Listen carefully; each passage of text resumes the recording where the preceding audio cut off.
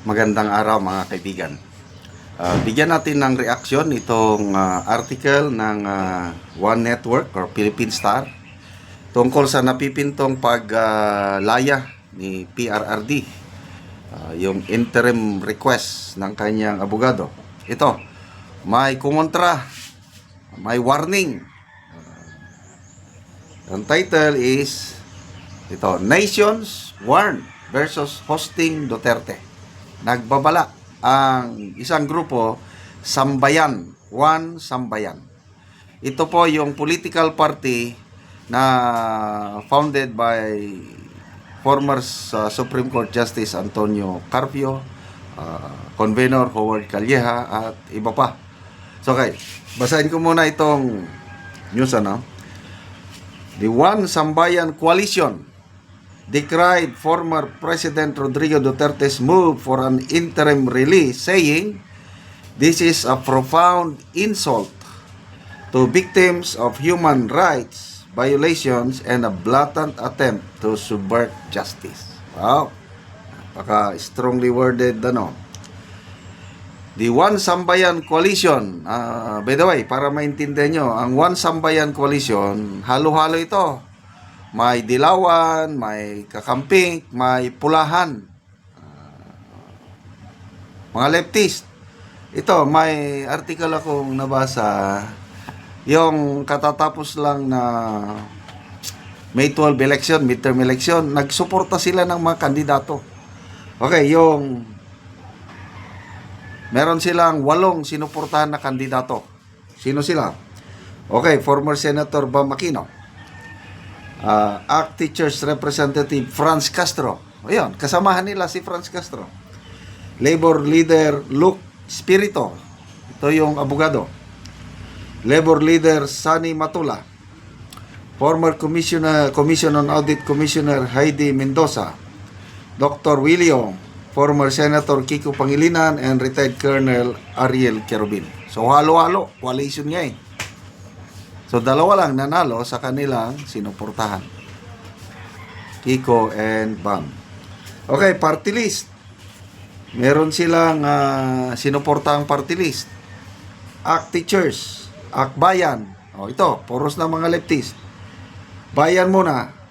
Bunyog Pagkakaisa, Kabataan, Mamamayang Liberal, Magdalo. So, nanalo ang Akbayan, nanalo ang Mamayang Liberal. I don't know sa Magdalo. Yun po ang background ng One Sambayan. Halo-halo. May ex-military, yung Magdalo. May pula, may yellow, may kakamping. Okay, so, basahin ko pa. The coalition decried Duterte's move for an interim release, saying this is a profound insult to victims of human rights violations and blatant attempt to subvert justice. Ano pa? Ito, ang exact statement nila. Granting refuge to a figure accused of such grave crimes. Ano bang grave crimes?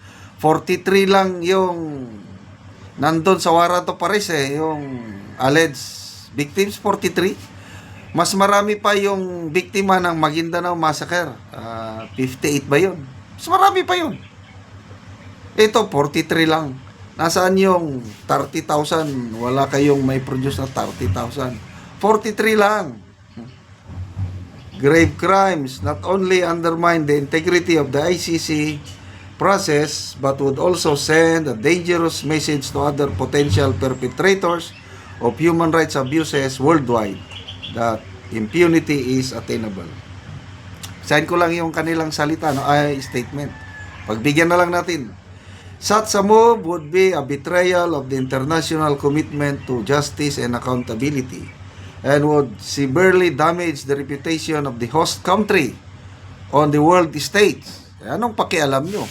Pumayag na yung country na yon. Madamage man o hindi, at least pumayag na. Mayroon ng bansa na handang kumupkup kay PRRD at kami nagpapasalamat. Kayo, nababahala kayo na madamage ang reputation. That's the risk para sa kanila. But to tell you, kung ano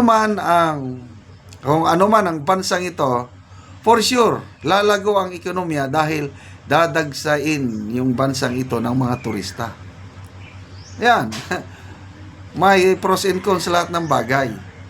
Masisirang image? Yes, siguro sa iba. Kaya lang, in exchange, ekonomiya naman. Dadagsain sila ng turista. The international community must stand firm against this blatant attempt to subvert justice. Yeah. Yan yung mga...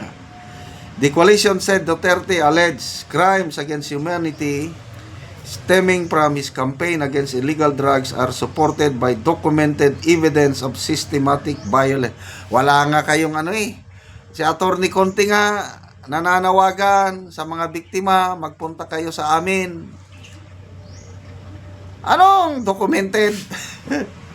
O, sige na lang. Sige, i-warn nyo. But may magagawa pa ba ang warning na ito ng One Sambayan? Palagi ko, hindi na. Ano na lang ito? Normal reaction na lang ito ng mga taong galit kay Duterte kasi makakalabas na siya. O, Trillanes, anong payag niya? Wala daw. Posible daw magrantan kasi request lang yun. Conte, Atty. Conte, mas mabuti pa sa Atty. Conte dahil mas honest, dahil sabi niya para akong nabuhusan ng malamig na tubig. Dilima, sabi niya, hindi daw maaasahan ang mga salita ni Duterte. Ano ba? Si Jose Claire Castro, pag-amin na daw ng guilt.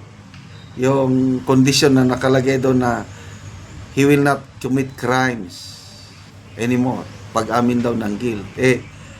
Yung pala, standard wordings yun sa interim release request sa ICC. May 3 kondisyon. Hindi siya flight risk, makikipagtulungan siya sa proceedings, at hindi na siya magkukommit ng crimes. That's not an admission of guilt.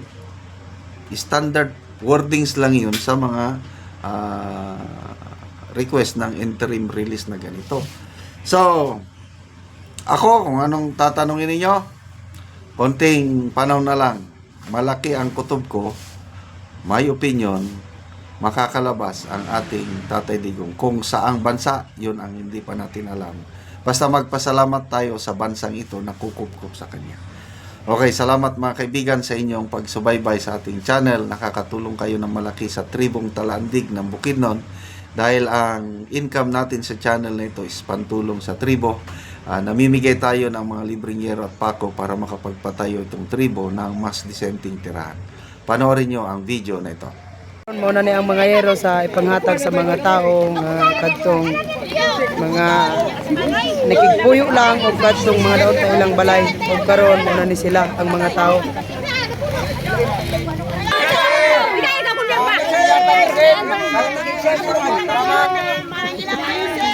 Salamat sila sa bahalag nagaulan. Excited kayo sila nga magkuha sa ilang yero.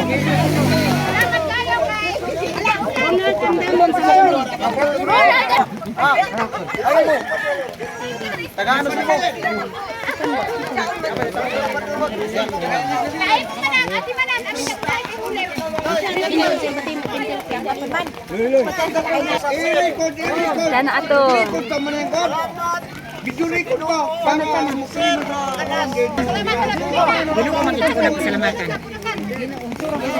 Salamat sa Ginoo.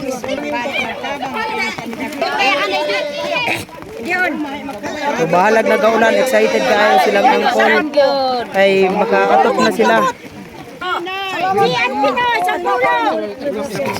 May isog ka man.